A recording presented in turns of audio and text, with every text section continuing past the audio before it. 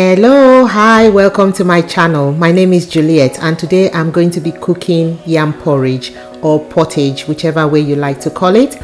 And I'm going to be using yam. So this is a tuber of yam that I'll be using for this recipe. I'll also be adding ripe plantain. I'll be using half of this plantain for the recipe.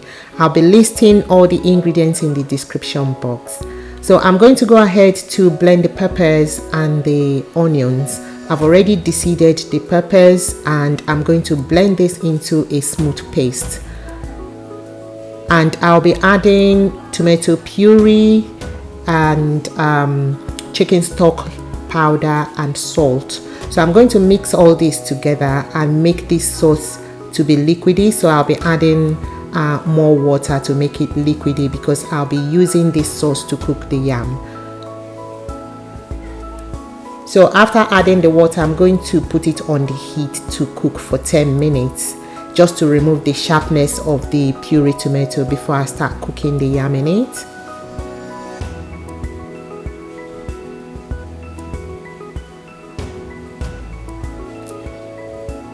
So I'm going to go ahead to peel the yam and cut it up into pieces, medium pieces. That's what I usually cut my yams into.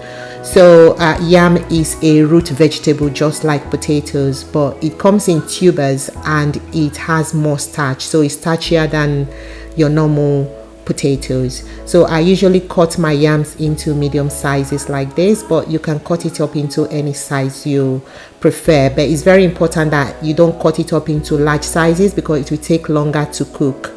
So I've washed the yams and I've left it soaking in water. This is to prevent the color from changing until I use it in the yam porridge. So I'm going to grate the ripe plantain. As you can see, I'm using half of the plantain. I'm going to first of all grate it before mashing it up with a fork into a smooth paste. So the reason I grated it first is because even though the plantain is ripe, unlike banana, it's not as soft, so I still need to grate it before I mash it with a fork, so it's easier for me to mash up into a smooth paste. So the sauce has been cooking for about 10 minutes and as you can see, it's still liquidy, and I'm going to add the yams.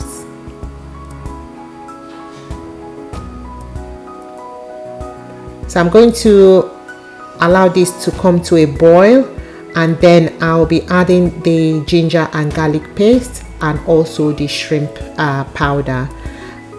If you're using crayfish, that's fine, but I use the shrimp powder. I use the large shrimps which I blend into powder. It's more flavorful in dishes.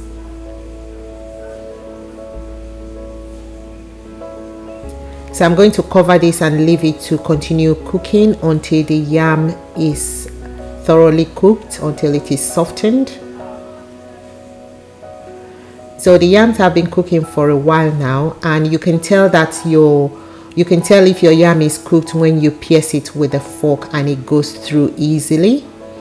And if your liquid is drying up, you can add more liquid, but I didn't need to add any more liquid into this recipe. So at this stage, I'm adding the oil, and the reason I do this is because once oil is added, it starts to stick to the bottom. So I always like my yam to be cooked before I add oil. And I've also added the mashed plantain. And what this does is that it gives it a very natural, tiny sweet taste, and it also helps to thicken the yam porridge. So you don't have to mash up your yam to thicken the yam porridge, so your yam stays intact and the plantain thickens it. So I've added grilled turkey into this as a protein, as a form of protein. You can add any protein you like into the yam porridge or leave it out. So I left that cooking for about 2 minutes and the yam porridge is ready, and as it cools down it's going to get thicker. in consistency, and I'm going to plate this for you to see how the yam porridge looks like and how the yams look. So I hope you've enjoyed watching this video. I do appreciate you, my subscribers. Thank you so much. And if you're watching this video and you're not yet subscribed to my channel, please click the red subscribe button and the notification bell. I'll see you next time. Bye.